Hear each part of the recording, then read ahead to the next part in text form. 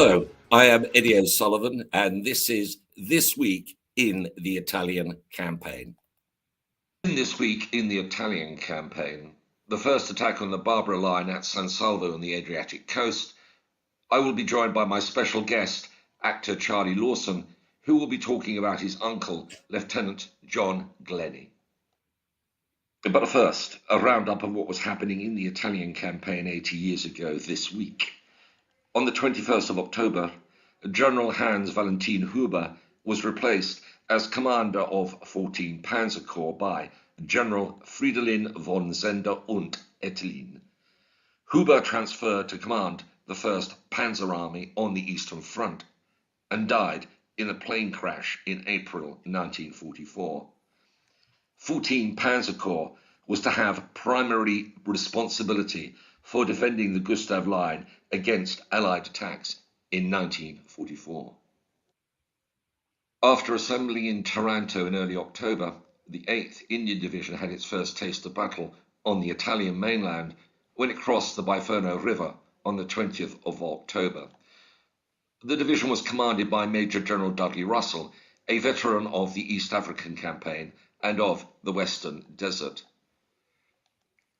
By the end of October, the division reached high points overlooking the River Trigno between the 78th Division to the east and the 5th Division to the west.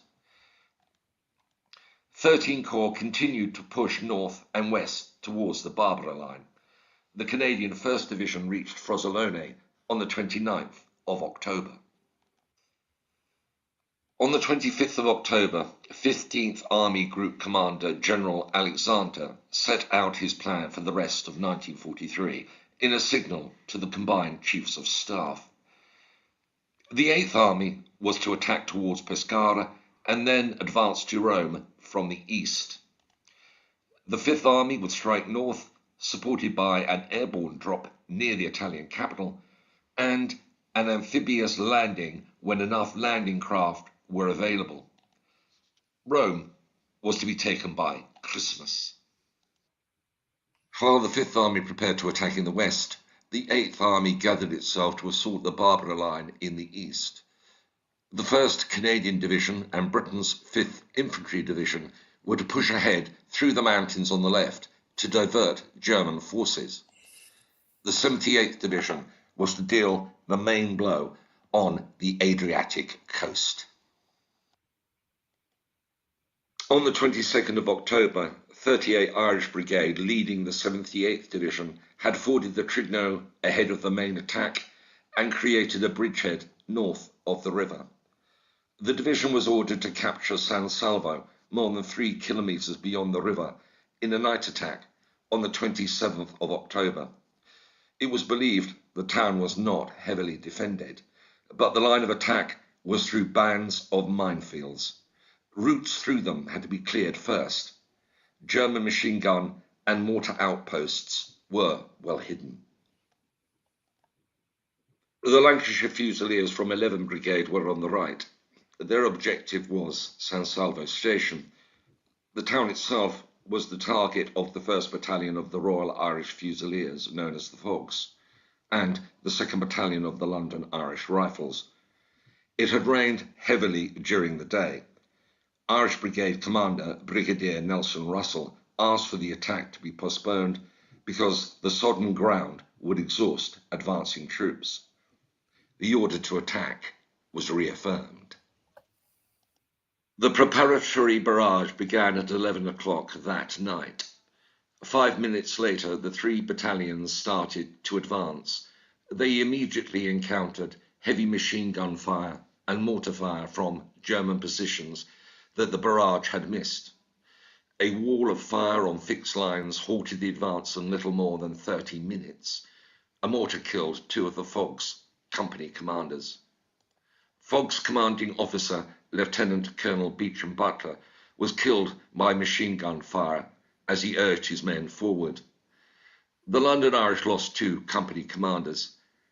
Having made limited progress by 4:30 in the morning, the London Irish were told to halt and dig in. The Fogs were ordered to withdraw. Later, the London Irish withdrew into the bridgehead. The Fogs were sent back to San Giacomo near Termoli to recover and reorganize.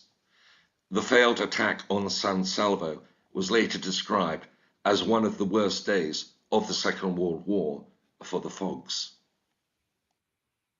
Fogs Captain Laurie Franklin Vell was wounded in the attack. On the 29th of October, he wrote to his wife Olive about his close friend and platoon commander, 21-year-old Lieutenant John Glennie.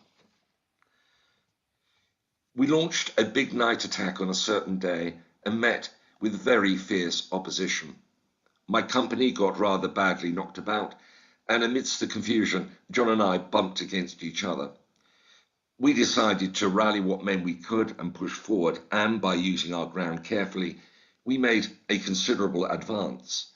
Despite the terrific noise, I have never felt cooler or more confident. Here, I was fighting beside my greatest friend, and my older head and his youthful dash and cheerfulness brought us well forward.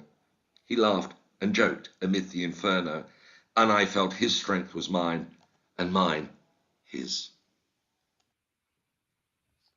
Eventually, we were caught in the middle of a ploughed field. Johnny received a shot in the arm, but it was not serious, and, with the aid of a lance corporal, I bandaged him up. We were trying to get back from this bad position when there was a burst of machine gun fire, and he fell on his side and gasped, "I've been hit in the chest." I completely lost all thought of personal risk, and how I got him back I don't know, but with machine gun bullets flying all around, I managed to get him to cover. It was a terrible hole, but we did what we could and tried to carry him to where the stretcher bearers might be. We were causing him too much pain, so I sent our few remaining men off to find the stretcher bearers, and for 1.5 hours I lay with him in an open field until he died. He was in great pain, so at least I have the consolation that he did not die abandoned, and I tried to ease him. Early on I said, "You know I'm here, Johnny," and he said, "I do, Frank." A couple of times he said, "Are you still there, Frank? Don't leave me, will you?" At the end he cried a little and called for his mother, and then passed away quietly in my arms. That brave, gallant boy, so full of life and high spirits. What a bloody shambles it is. I don't feel too bad, except my spirits are down to 0. We have had a ghastly 10 days, and at the moment, nothing seems worthwhile. You and Valerie and home seem so far away and inaccessible. I could have stood anything out here with the exception of Johnny's death. No one ever had a better friend, and there is now a huge void which I don't know how I can possibly fill. In fact, it never will be filled. Don't worry, darling. I think we will be out of action for a little while. All my love to you and Valerie. Lawrence.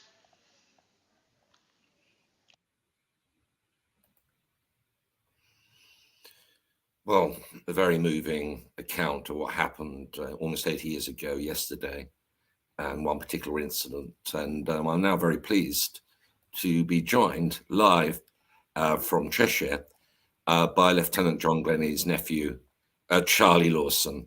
Hello, Charlie. Hello, Ed. How are you? And hello, everyone out there who's watching. Great. Well, Charlie, you've got a very, it's a close relationship. It's your mother's brother, I believe.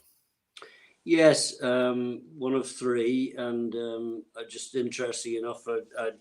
Thanks to your nudging and prodding, Ed, I opened a box that I hadn't actually looked in for several years, and lo and behold, there were many letters from Frank, as my mother Muriel called him, and as indeed did Gordy. John Glennie, which that's what my mum called Gordon. And as we know, Franklin Laurie Vale called him Johnny. And it was extraordinary. And one of the first things I came across was that Gordon had actually tried to join up.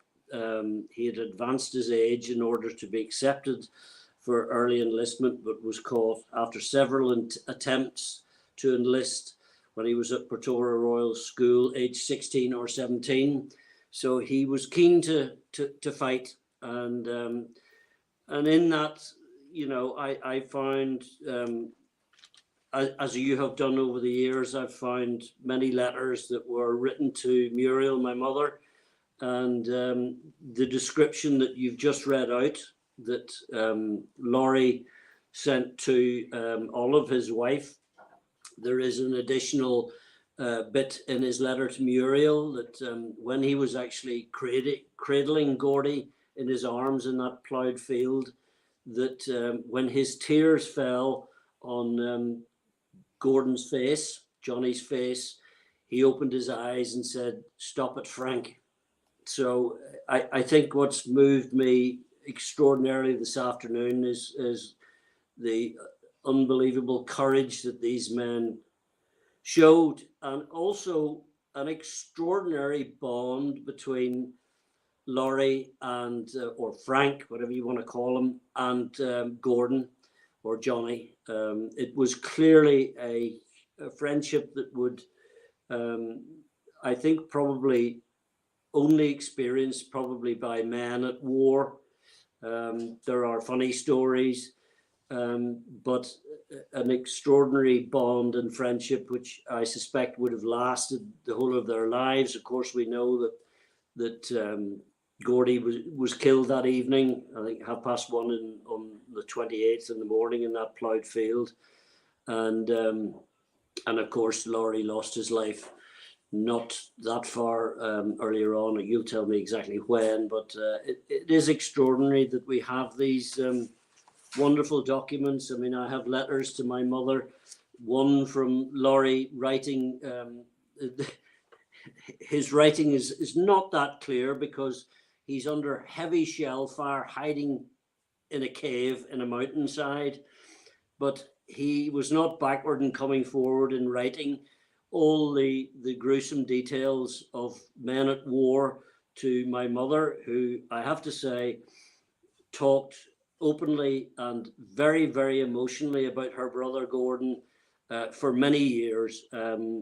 We would always have conversations. She adored him very much, and it stuck with her, his loss, for the whole of her life. I know that.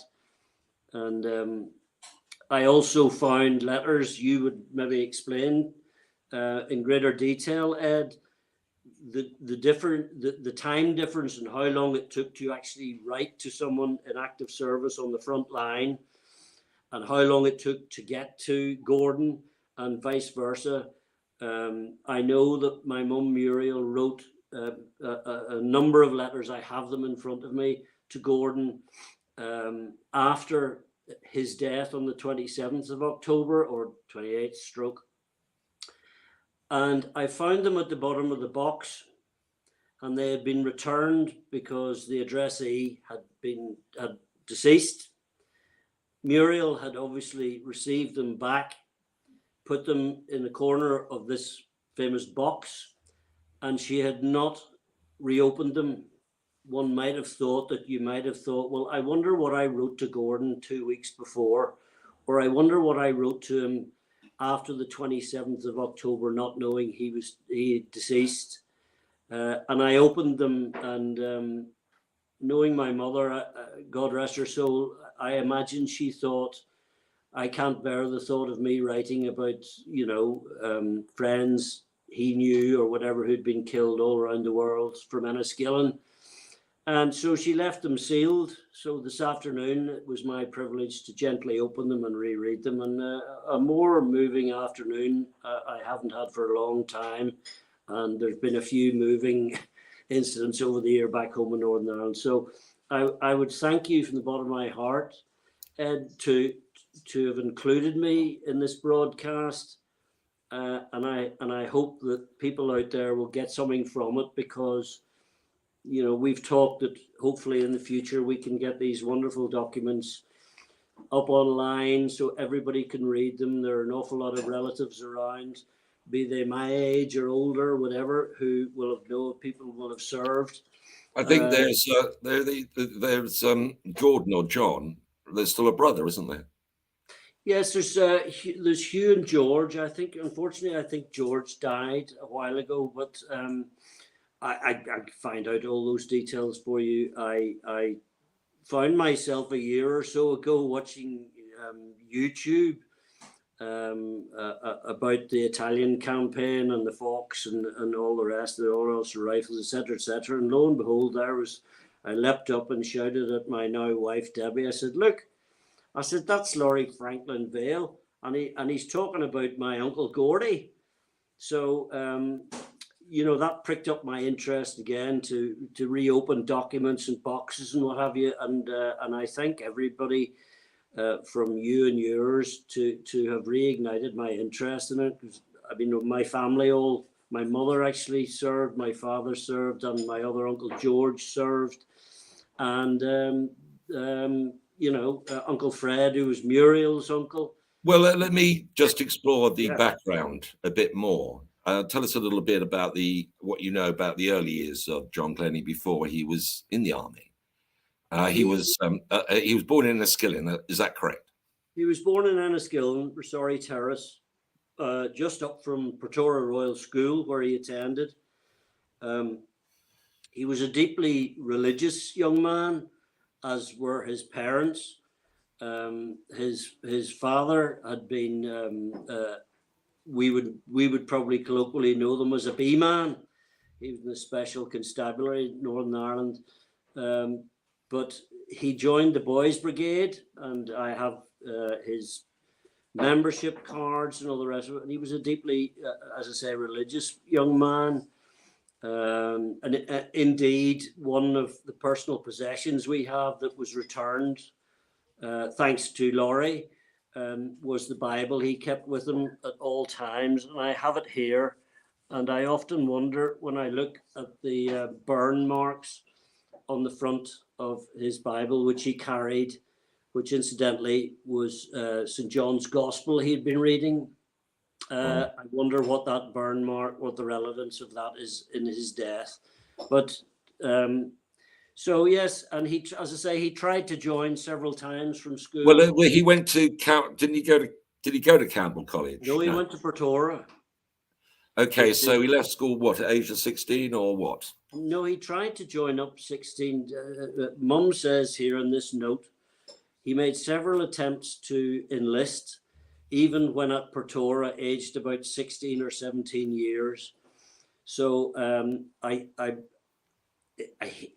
presume he left and joined.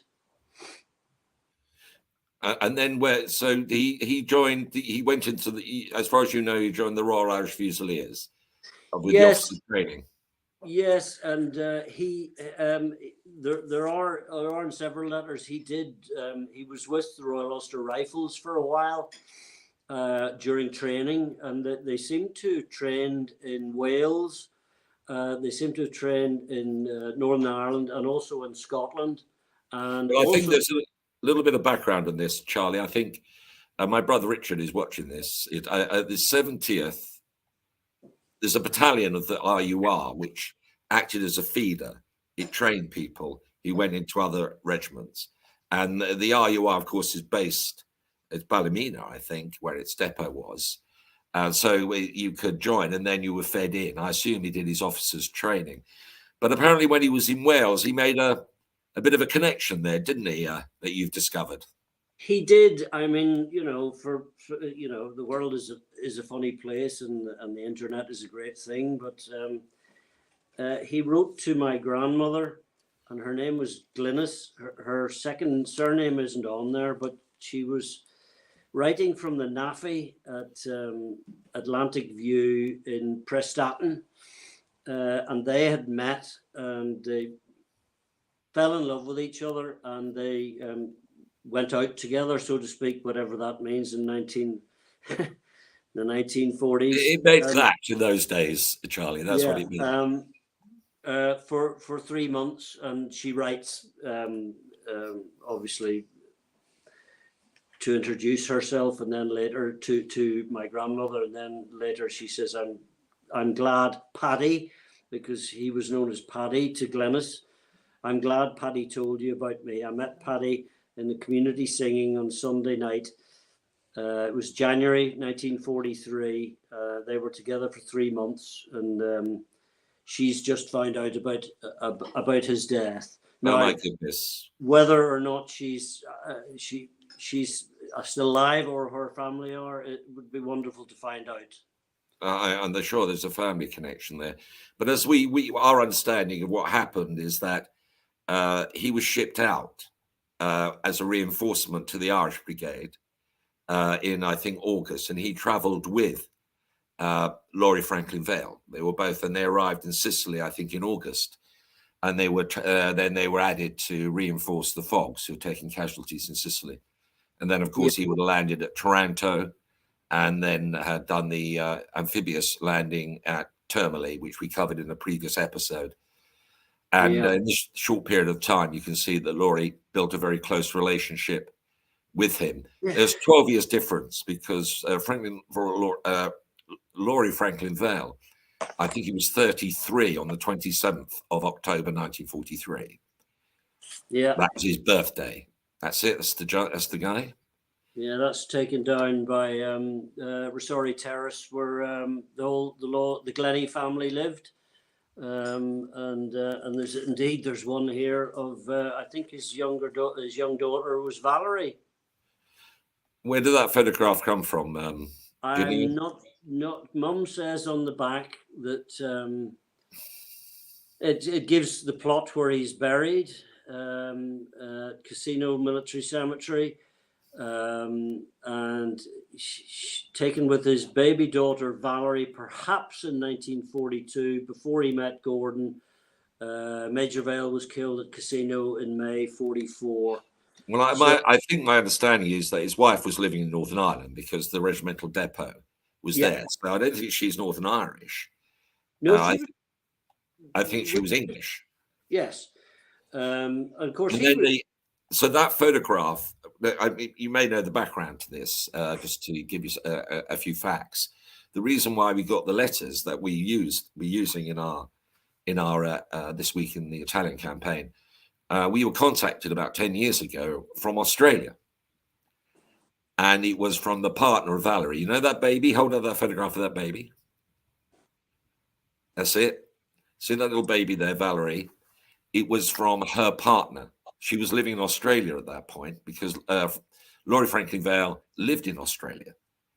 But why? I can't remember. I'm not sure how Valerie got to Australia, but her partner contacted us and said, "You're doing this website telling the story of the Fogs and the Irish Brigade.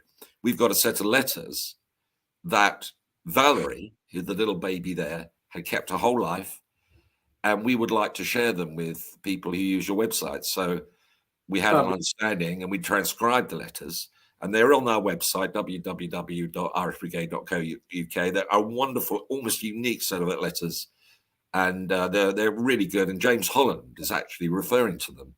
He's referred them to in his latest book, The Savage Storm, and he's going to continue in the next, because they're very unusual in their candor as well as their immediacy.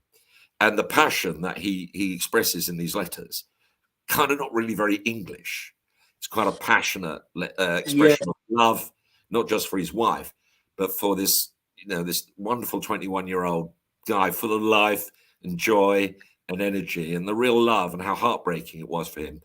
And also not knowing if he's ever going to come back and see his wife again. Of course, as we know, he never did. So that's a very interesting photograph, but that's the background. And now, through our connection, we're putting a jigsaw together.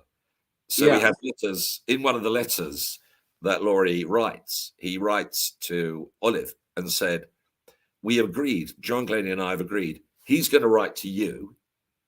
So John Glennie's going to write to Olive, and I will write to John's mother, Muriel."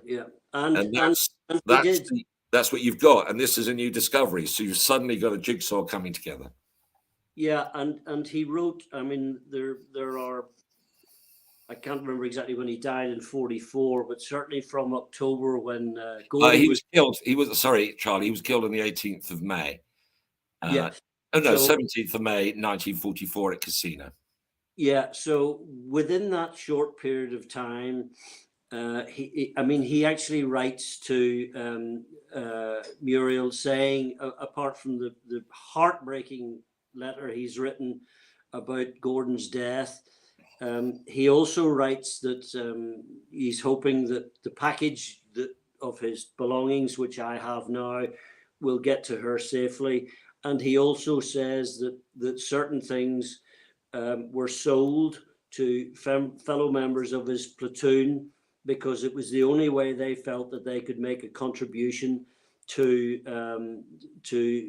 the family at home, and he writes in great detail about the men that that that he served with and the love that the platoon felt for Gordon.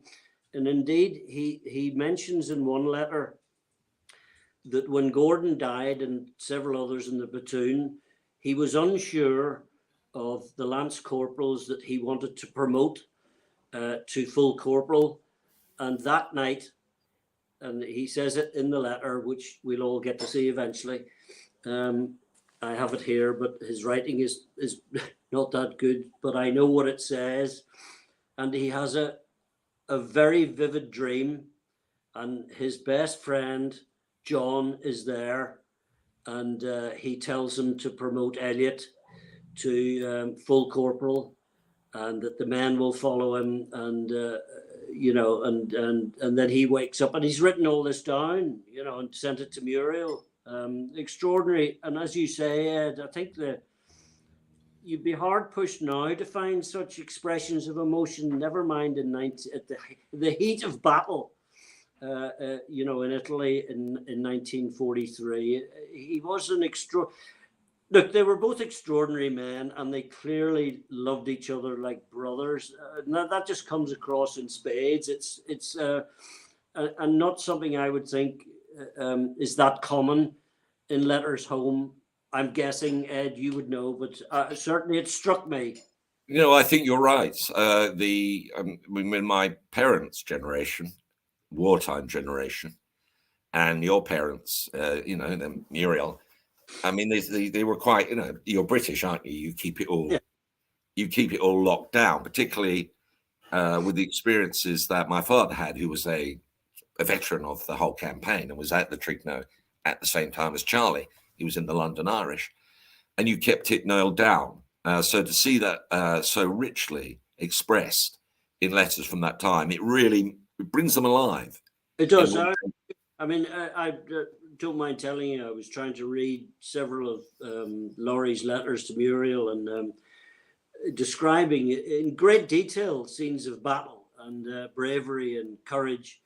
And I broke down twice, and I'm a fairly stoical old Northern Irish fart, but I swear I never expected to read letters like that. I really didn't, because I've seen my father's letters from Burma to his parents, and he was a Thunderbolt flyer, and they are completely different, quite staid and quite sort of, Yes, that tended to be the tone normally. And the letters he wrote to his wife, I mean, the poor woman getting this sort of stuff. I mean, she must have dreaded reading it. I'm sure she felt a great emotional connection with him. But usually the letters are, chin up, old girl. See you soon. Mustn't grumble. Yeah, I'm sure hope things are going well at home. Exactly. None of this pouring out of heart and that grief that he expresses in that letter and in the subsequent ones. Yeah. We've got another letter in the next episode in which he visited John's grave. And again, another outpouring of emotion to his wife. I mean, God knows what Oliver's thinking when she's sitting there getting these letters of coming, saying something cheerful. But he was being truthful. I have that letter too that's written to Muriel. So it's interesting that what he wrote to Olive in your last piece that you read out is very, very similar almost word for word to what he wrote to Muriel. I suspect he realized that he'd written the right material, and so he shared the same material with Muriel as he'd written to his wife. And you know, I think he was a writer. He had a job, but he was also a freelance writer, so he knew how to use words. Now, just a bit. Now you mentioned your family, so well, tell us a little bit about your father and his brothers and their war service. Well, Quentin went to. Well, Quentin, who started orders? Start with the oldest, work down. Well, Quentin Lawson was my dad, and he. The story goes about 1943, I think, maybe perhaps early 44.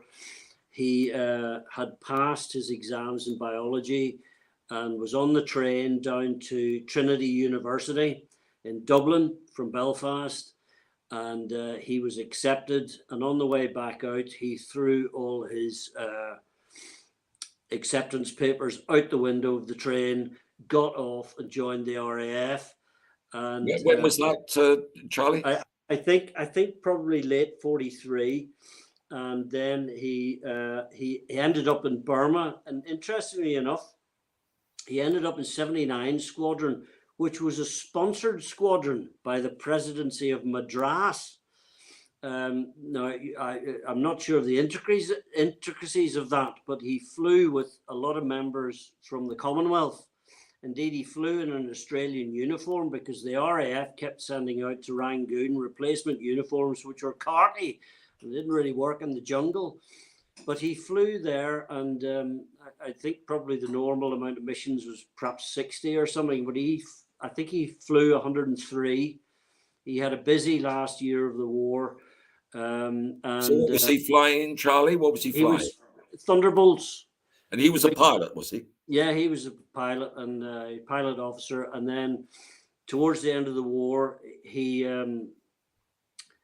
led the squadron temporarily. And actually, yesterday afternoon, going through the box next to Gordon's box, I found a letter from Lord Louis Mountbatten, personally writing to him and saying that the gallantry he had shown in the last 3 months had been brought to his attention, and he was mentioned in dispatches, but this was a personal letter from Lord Louis Mountbatten saying, I would personally like to give you I've heard about your gallantry, and and I'd totally forgotten about that bloody letter. I mean, he's got his campaign medals and all that lot, but that's rather worth a bit more, Amazing letter, Charlie. Amazing letter.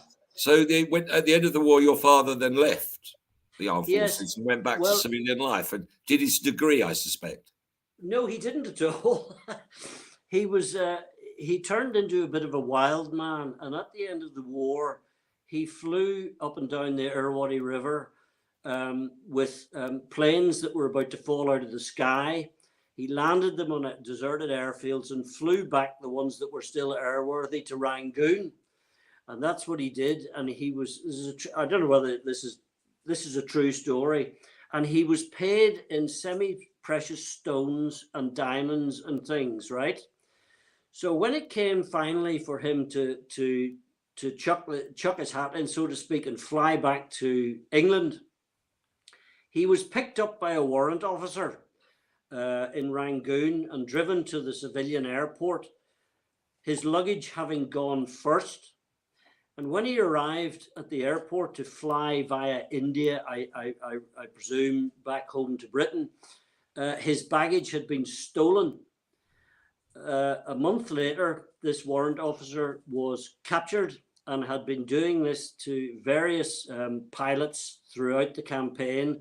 And he was arrested and given, I think it was a very heavy sentence, as you can imagine. And as Q said, my dad, his nickname was Q, said, we don't think he ever got out of the jail. So he arrived back and he wore his uniform, and Uncle George came back from the Royal Navy. And that's Quentin's brother, George, who had signed up for the Navy. they both insisted, and they were slightly, as my mum says, obviously slightly damaged, but they persisted in wearing their uniforms around Northern Ireland. And even in those days, this would perhaps not be politically acceptable to a certain community, but they thought nothing better of wearing them out in Strabane and everywhere else, and enjoyed the forthcoming fights very much. Well, that's a Northern Irish story that people Yeah. don't really recognise the significance of Strabane, but And it's then a gateway town on the border. And then he ended up working as a milliner, so to speak, in Taylor Woods, a Canadian factory in Enniskillen. Met my mother, and he rose to managing director of Taylor Woods through the 60s, and joined the St. Angelo Flying Club outside Enniskillen, and hated every minute of it. Too many rules. Too many rules. He couldn't stand it, and they invited him, and of course, he didn't have any lessons. He just got in and took off, which they all thought was, they were sort of saying, hang on, Q, you're only meant to go taxi down the runway, but not Q. He took off. Well, what a wonderful character, wonderful guy. Yeah. And George did the Navy. So any other of the brothers? No, that there was only George and Q, and then but we had, as I say, we had Gordy, and then Uncle Fred. My mother's Uncle Fred was a Royal Engineer who was blown up clearing minefields. Germans had laid mines on the Skegness coast for some reason, and he was killed in action in 1944. So yeah, I mean, I digress, but I was the only one who didn't serve, really, because there was a time back in the day, in the late 70s, I got involved with people I shouldn't have got involved with from loyalist persuasion, and when it came to I had an idea then I wanted to join the Royal Marines, but I had been thoroughly investigated by Special Branch and everybody else, and I had been questioned about nefarious activities, and therefore was not allowed to join up. So I became an actor. Well, there you are. So whatever the army's loss is, it's the acting profession's gain. Well, now we're on that topic. It's a great. So I'd like to continue talking, and I know we will meet in due course. As I mentioned, we're organising a conference in Enniskillen, which you've mentioned, which we're doing with the Enniskillen's Museum about Irish Brigade and Irish regiments in the Italian campaign, and that's on the 11th of November. And I think we still got tickets left. You can book. So we will meet in due course, Charlie. And of course, I very much want us to work together to make sure that these records, this extraordinary sequence of letters, is properly captured and captured properly, so we can talk about that. But now we're onto your own career as an actor. Tell us, Charlie, what are you doing now? You had a very lengthy career in theatre, in television, famously in Coronation Street. You've done film. So what are you up to now, Charlie? You're still a working actor. I'm very busy, but aside, I was saying to you before, Ed, and we're not going into details of the reasons why, but it is a very, very difficult, as many people will appreciate who watch this podcast, I should imagine. The world is a very different place than it was 3 or 4 or 5 years ago. You've only got to look at adverts and everything else to see the changes, most of which are for the good. However, the world of wokery has taken over, and it is increasingly difficult for a rough-arsed old Ulsterman of 64 years of age to convince casting directors to use him. So this has been the most the worst year of my 42 years. I am working, but it's very bits and pieces and stuff. I can't be with you, very sadly, on the 11th of November at the castle in Enniskillen, because I'm working in Aberdeen. And then I'll be over again, funnily enough, at Palace Barracks doing a Sergeant's Mess dinner speech at the end of November. So I'm doing different things. I do a lot for GB News, and I'm hoping that Ed and myself can get together with these letters and persuade perhaps BBC Northern Ireland or ITV, Ulster TV, to put some of these together. It would make a brilliant program, and so that's what we're going to work on. And then I've got something to do next year up in Newcastle in the theatre. So I'm fine. I've been around a long time, and I don't give in that easily to the woke brigade. So I'm here, and who knows what may happen next. Charlie, well, it's been a delight talking to you. It's full of joyful surprises about these documents you have. I'm sure a bit more work on that will produce even more interest, and I'm looking forward to meeting you in person. So, for everybody here, good luck and God bless. Good luck with your projects. Thank you very much, and as we all should say, Fog a bala. Fog a bola. Fog a bola. Yeah, God bless you. See ya. Cheerio now. All the best, everybody. Well, that was an extraordinary interview with Charlie Lawson, film, television, and theatre actor, talking about the history and the story of his uncle, John Glennie, who died 80 years ago yesterday morning, 80 years ago, and that his memory is preserved in these extraordinary letters and in the story that Charlie has just told. Very moving, very compelling, and we're delighted that we'll be able to share this story with you. And we have many more like that. So we will continue telling the story of the men and women who were involved in the events in the Italian campaign 80 years ago, this 80 years ago. So that's it for today. We will be back next week with another episode of This Week in the Italian Campaign. So until then, goodbye, good luck, and God bless.